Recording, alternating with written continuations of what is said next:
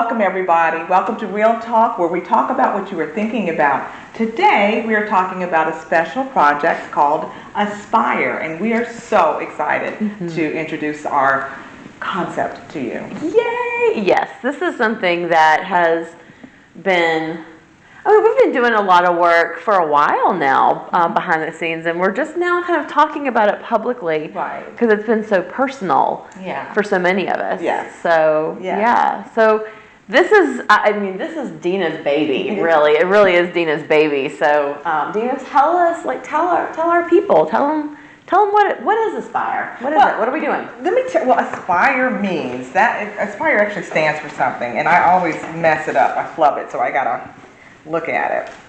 Aspire stands for Allies Seeking Professionally Intentional Racial Equity. Kind of a bomb title, if I do say so myself. But we are a collective of professional allies united to critically examine attitudes, beliefs, and barriers to accessing culturally relevant services in the Roanoke Valley. So yeah, that's a mouthful. It is. But it's like, I'm very protective of it. It's like this really revolutionary idea. But you're right. We at SARA have been really been very intentional about doing the dang thing, you know? And we did a conference called Black Love Matters back in, it was literally weeks before COVID hit. Yeah. Very well received. It was amazing. And so we were gonna just kind of go on and ride that wave and be out in the community, and boom, COVID hit. And so we had to pivot. And so we started talking. I started bouncing ideas off around the office about what would happen if we took this intentionality that we have and start spreading it in the community in a real way, where we're doing our work, but we kind of vet professionals in the community so that any woman of color, particularly black women, who walked into any of the people, the offices, the agencies, the organizations that work with survivors, that they would be safe, because we have talked to them and we have said, yeah, these are good people, you'll be okay there. And so that right there took a lot of thought. And so what we did is I interviewed key figures in different agencies, and because it's their story too, I'm not being secretive, it's just they haven't been introduced yet, really. And I wanted to talk to them about what would it feel like if you had a place that you could safely work through racial issues and head bumps that come up in the workplace, because I think we have sometimes these long-range, lofty goals, but then we go back to the office and people aren't talking to each other. Right. They're struggling with things, and there's no one who will dive in because you don't want to mess up. Right, and that's sort of been the MO of this work for so long. It's that it's on paper. You know, we've talked about this in so many different ways already in our Real Talks about how there've been so many, we've seen so many businesses, organizations, celebrities, people, whatever, like all these people, posting their black squares, and then that's it. Right. Or they post a few things on social media, and then that's all. They're like, okay, good, my work's done. Like I've done my part. And this was really, how do we go beyond that? Because a lot of organizations, like you said, with COVID-19, but also not just with COVID-19, but with with the unrest that we experienced in 2020 as well, and have continued to experience for good reason. There were a lot of initial conversations were happening. A lot of organizations were being challenged, maybe, or pressured into really looking at their policies, their practices, their hiring practices, their employment practices, their engagement practices, their marketing tactics, all of that. And so then it became, as capitalism often does, it became the thing to do to keep your business relevant. Right. Not the thing to do because it's the right thing to do, Right. but the thing to do because we want people to still like us. You know, and so we haven't seen a lot of changes. And I think one example I've seen that I think is really cool is Old Navy, a great example of a company that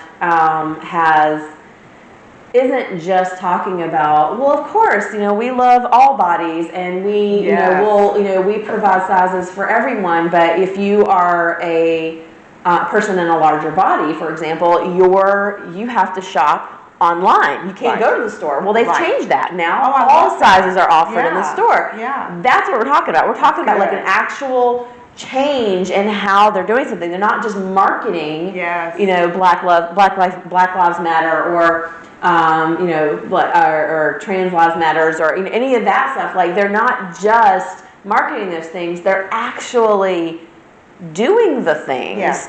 And I think that is what Aspire is, at least from my perspective, is it's not just these organizations are sitting down and looking at their policies so that they're more politically correct or more socially acceptable, but really like, we got some work to do, and let's come together and go, okay, like, we do have some work to do, and this is a lot. So I need support, I need care, and I need a place to go where I can actually talk about, you know, what's hard. And as a white woman, I think that is one of the things I really appreciate.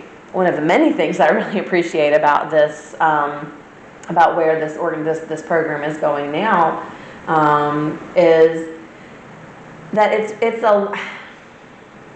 I've said this to you before, that white women get away with a lot of stuff. Calciprese. A lot of like microaggressions, you know, overt racism, you know, white women are, you know, we're pretty good at upholding patriarchy, you know, against our better interests, and you know, and all of that. And you know, we've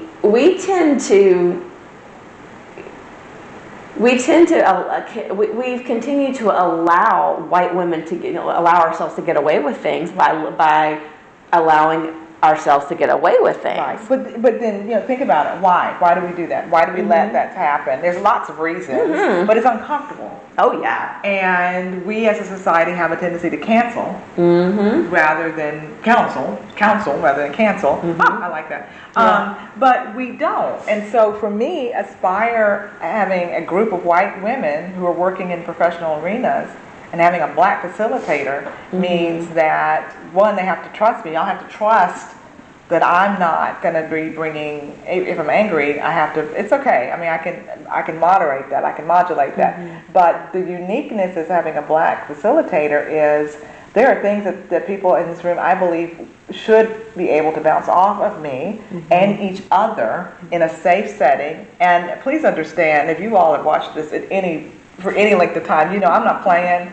I am not soft and fuzzy, but I do care about people's hearts, and I do care about, because I really think if we can keep you safe a little bit, a soft place to be, then you might feel brave enough to stretch yourself. So if you come in and say, I saw something awful, I didn't know what to do, then great. The Aspire meeting is a great place to say, okay, well, let's talk about that. What would you have liked to do? How would that have looked differently if you had done X, Y, or Z. Also, I am very strategic in that these women that I've invited and that we have welcomed into our space at SARA, they are not necessarily at the very top of the food chain. They're at that pivotal place in their agencies where they see where things are wrong. They can see it, feel it, but they're so passionate about working with people. And so their passion might start driving some things upward. And, you know, for what it's worth, even if we just have a year of trusting each other and getting to know each other and getting real good about calling things out, but also having a solution instead of a cancellation, then I'll think that our work for this first year was well spent. Oh yeah. I really do, because where else are they doing this? You know, Yeah. where else are we telling the truth and shaming the devil about this stuff? Because come on, guys, tell the truth. One of the reasons that people, that white women have gotten away with doing as much is that we don't really know how to talk to each other. Right. And one of the another reason is when women of color, and I can only speak for myself, but I've got very close personal relationships with black professionals in our city, in our valley. They're so angry. They're so angry because of the double standard at their agency. And if they say or do anything, they're labeled as angry black women, and then conversation stops.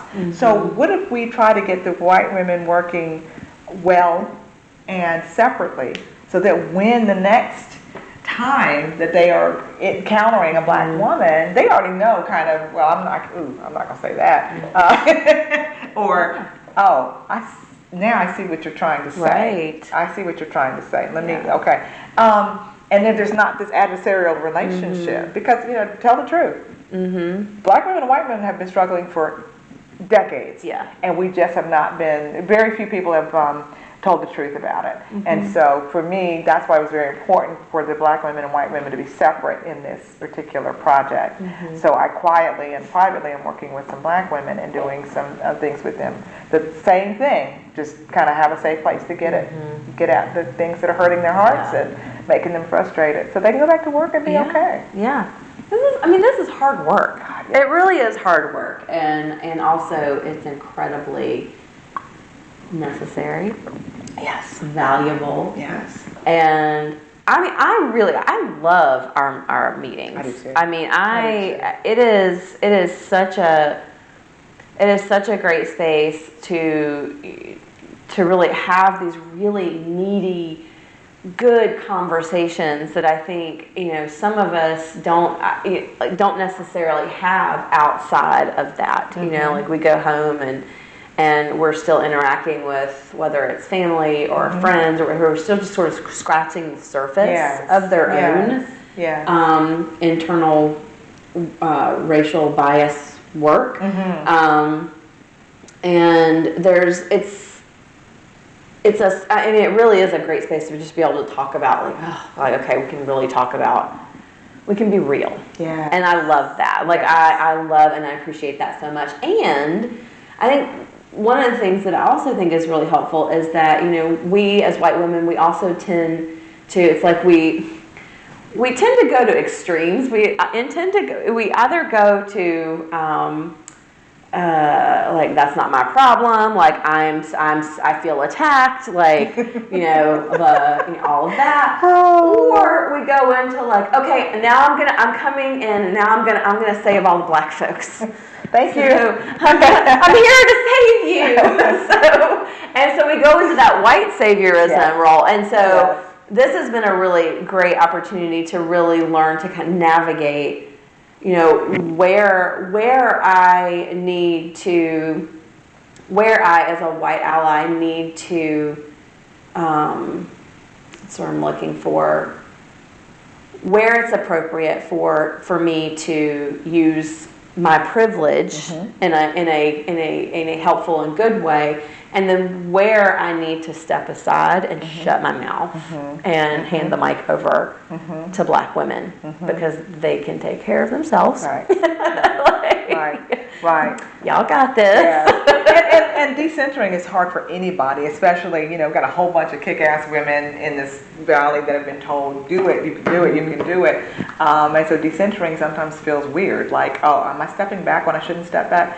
No, decentering is letting everybody have room, and I think it's a great way to put it. Another thing you were saying about when we do it on this policy level and put it on the walls, and we value everybody, and then there's no real way to do this individually.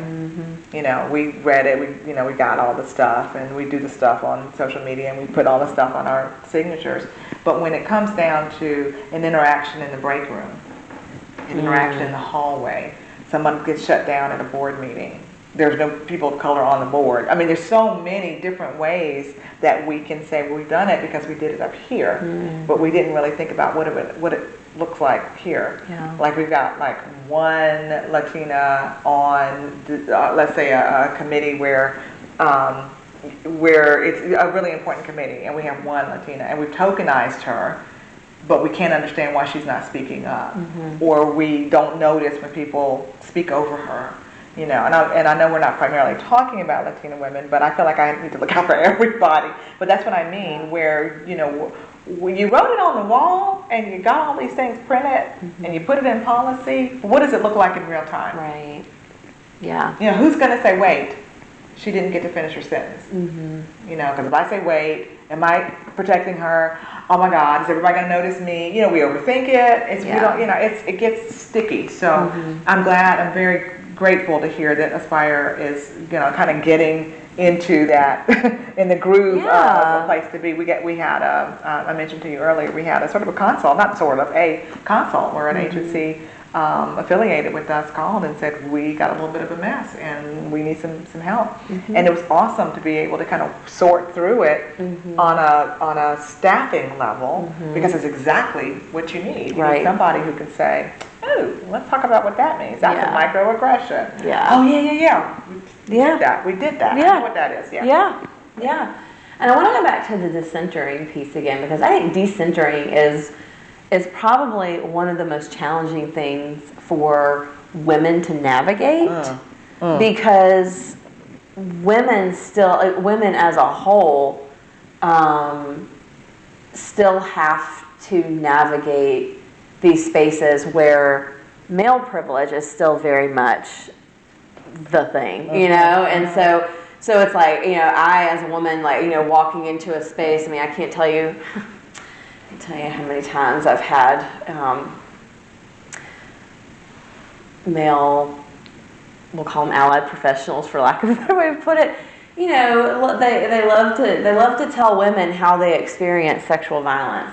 Wow. Yeah, like let me talk to you about how women experience sexual violence, and so things like that. And so, like, as a woman, she says, I just threw that out there because it irks me.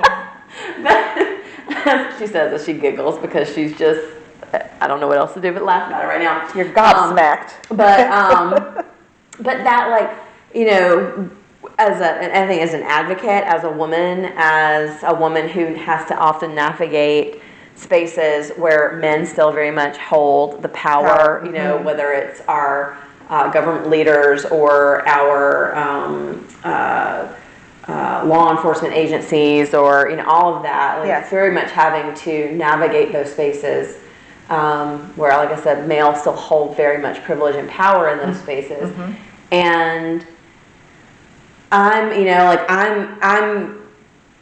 if y'all haven't figured it out by now, like, I'm not one, I don't know how to, I don't want to keep my mouth shut. Like, that's not what I'm here to do, like, as an advocate. And I don't know, I'm getting kind of all over the place, but I know there's a point in there somewhere.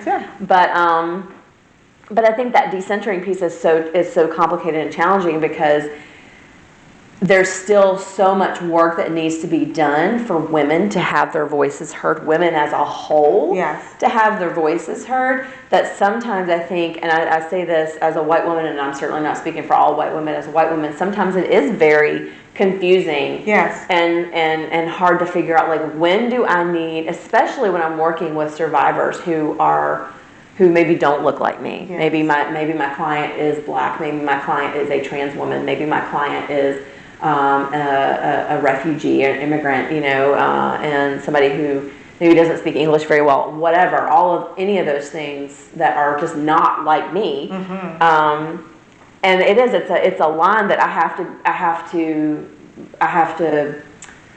find balance with, because as an advocate and as a woman, I often have to speak up and say things and express frustration, disagreement, all of those things, which many men don't care for. They don't like it. They don't like being challenged by a woman. That's right.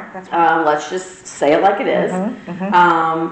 But then I also have these clients who, they also have their voice. So it's like finding that line of, like, when do I need to step in and say something, and when do I need to step back and let them speak for themselves. Right. And that is truly, that's kind of the line that we walk as an advocate anyway. Yes.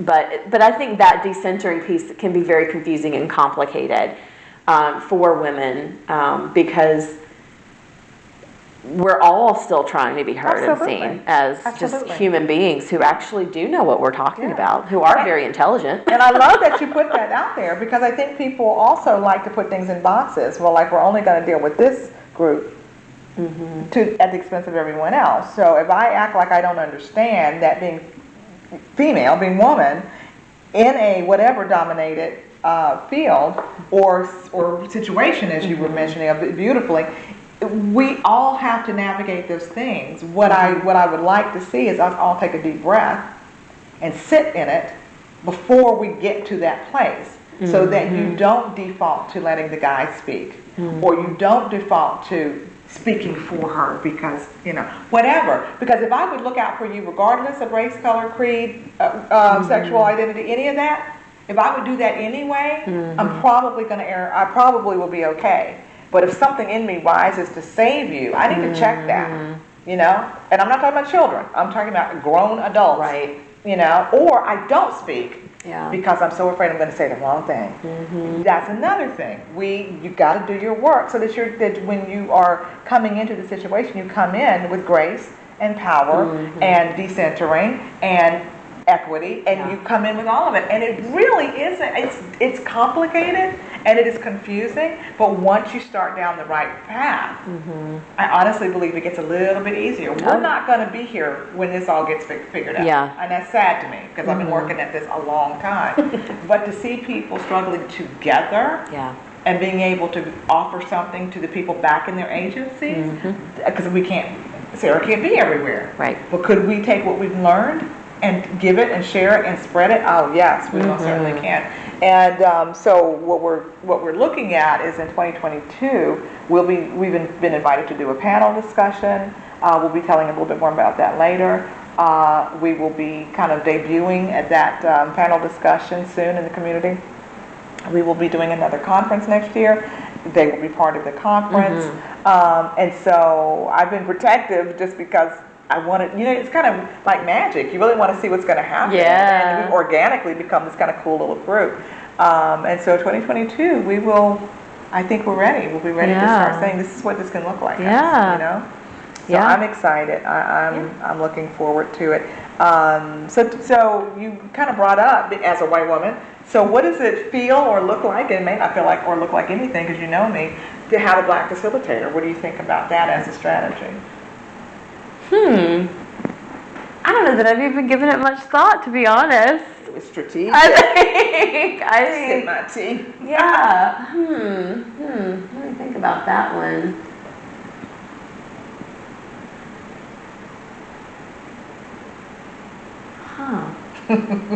I think, I think one of the things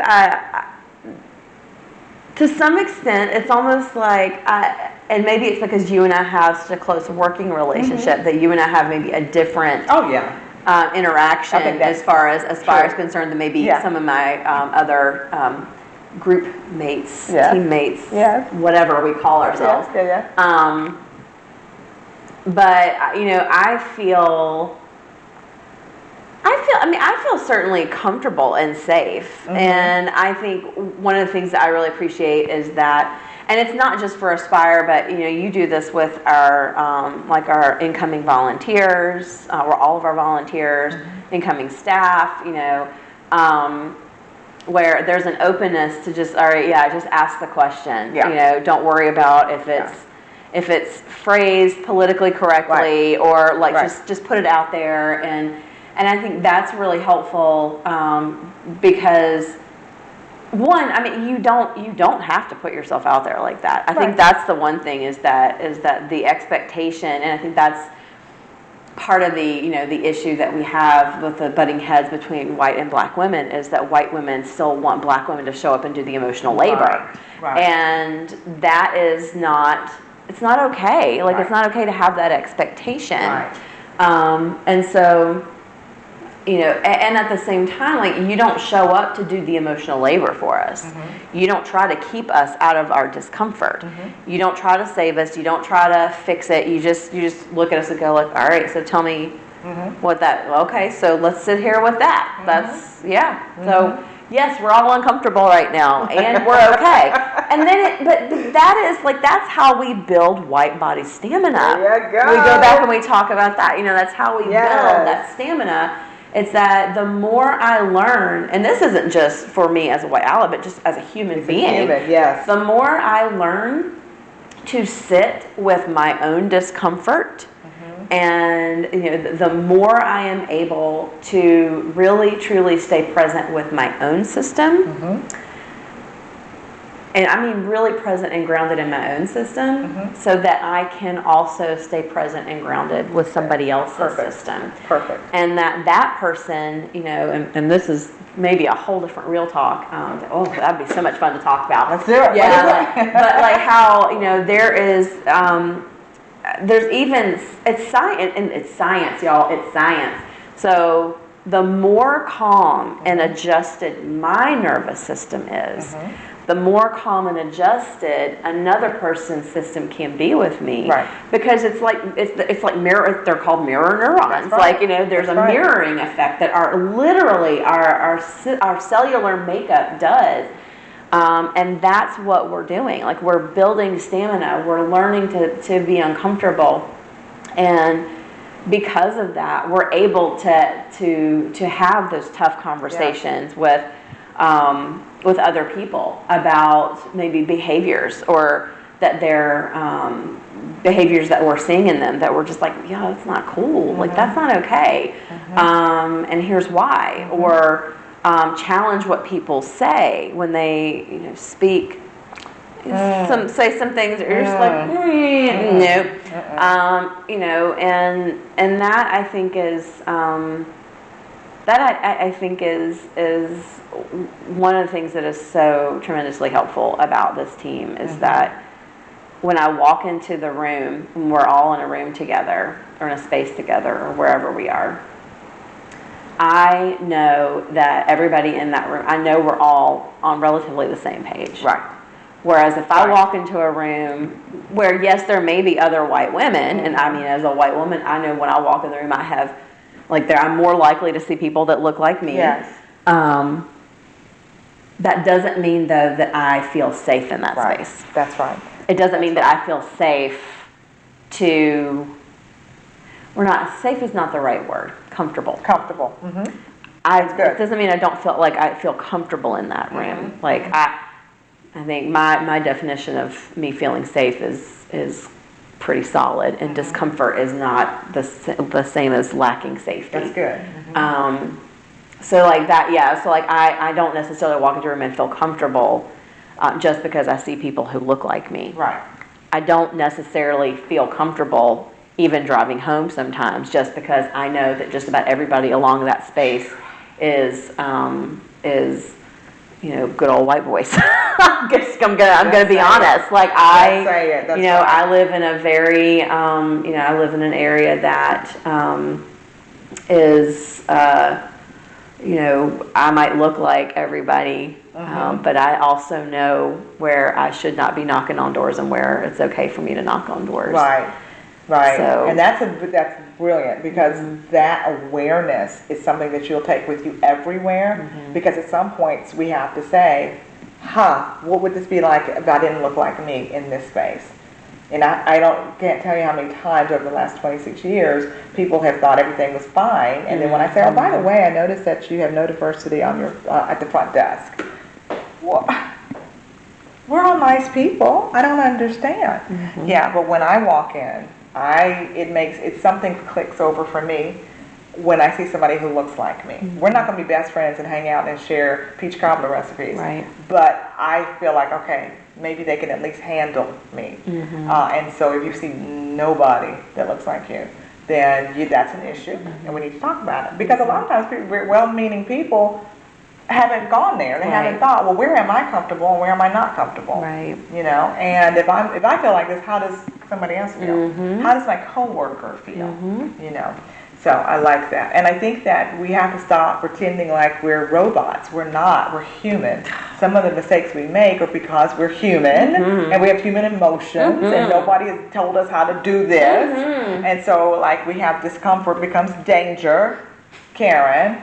then you have to understand that you weren't in danger or you just felt uncomfortable. I know. We think discomfort is the saber-toothed tiger. I always go back to like, you're not being attacked by a saber-toothed tiger. Somebody just parked a little bit close to your car, and it's not a saber-toothed tiger. You're not going to die. You're okay. It's a little black girl selling water. It's not strychnine. You're okay. Yeah. It's okay. Yeah. God bless her. Jesus, work with me. But see, that coming out of my mouth is not helpful. If I'm trying to get white people to be okay, so I do my work. I do my work lots because I would like to know that at some point these particular people will take what we're doing out back, and they will challenge each other with grace, challenge each other with different ways to say things, challenge each other with, have you looked, because that's one of the challenges, have you looked at your policies? Do your policies work for everybody? Right. Have you observed, have you gone and just stood to see how people are greeted in your front desk, at your front desk? And those are things that I try to bring to the meetings.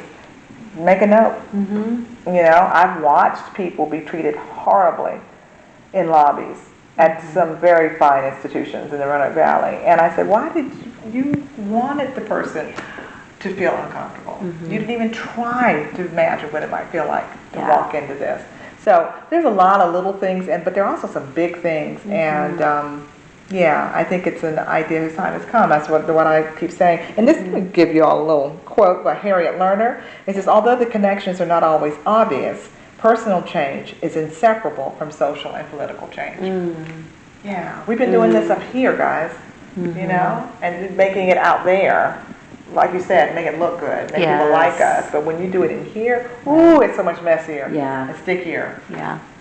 Well, it's a lot easier. It's a lot easier to blame government or blame institutions or blame systems. But somebody has to make up those governments and organizations, institutions, and systems. Yeah.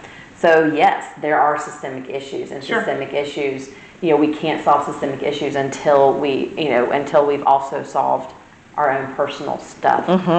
You know, it has to work in tandem. Yes. Yeah. So do the internal work, and then you can start pushing it out. So, yeah. Well, I am super excited to see how we move forward with Aspire, and we're excited to share it with you all. Absolutely. And you know, we have every intention of introducing members and that kind of thing as they're ready and we're ready and all of that good stuff. And because we also have to let them come out as they want to. Yeah. You know? Because one last deeper thing is that being an ally will cost you something. And this is one of the places where we have to say that very awful truth. We have members who have lost family members, not to COVID, but to the you're making me uncomfortable, and I can't therefore be with you anymore. You can lose something on a professional level too. So that's why I've been very protective. Because if this is going to cause a problem for you back at your agency, it's not up to me to tell you shouldn't be there. But what can I do to strengthen you to go back in and fight? So it costs you. Whenever you step into the fire, it's going to cost you something. So we're aware of that, and we're very careful. Yeah. Lots. Big stuff. So much. So I would love this, guys, if you'll do us a favor, if you will really comment, not just tell us how fabulous we are. Although I don't get tired of hearing that. We love hearing that. I don't ever get tired of that. But maybe some of the real life issues that you all are facing as aspiring allies, because that's also a misstep. If you're calling yourself an ally and no one of color or nobody in the LGBTQIA plus community has called you an ally, you really don't get to label yourself. So it's big that these people that join us, at least every other month are called allies. We have vetted them, and I call them allies. So if you have things that are happening in your workplace, carefully, don't put any identifying stuff. But we love it if you would put those in the comment section, because we can bring that up and we can talk about it, and maybe we can come back and talk about it and do like a whole Q&A. That'd be awesome. Yeah, so guys, help us out. This is fledgling. We don't have any role models for this kind of work. We are trailblazers, and I kind of love it. But we need to know what's happening in the Valley maybe beyond sexual and domestic violence, maybe in a place that you work, a bank, whatever, that you would love to get some feedback on what it feels like to try to do this work when you don't feel like you're supported. So any questions, any comments, we'll take them to heart. Yeah, absolutely. Yeah, I still have trouble figuring out how to turn my computer on. So I'm hoping that Laura will catch all that and then let me know. That's so not true. I called myself a boomer today. I'm like, I don't know. What is like, what is are hashtagging? Are you really a boomer? Like, I don't know. Like, I so am. So yeah. Isn't there something between Gen X and boomers though? There's something like I don't know, like it's. I'm right at the end. I'm at the end, or the beginning of, or something like. I don't know. I just, So anyway, guys. I'm a Gen Xer. Yeah, we know. We know.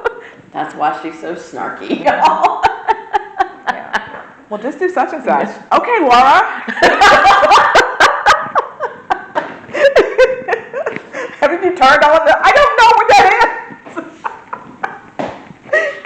We're helping each other. I'm alive.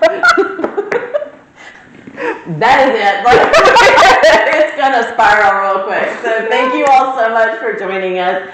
And we always love being able to do these, and we love and appreciate all of you for watching and supporting and all the feedback that you give us. So stay tuned, and we'll see you soon.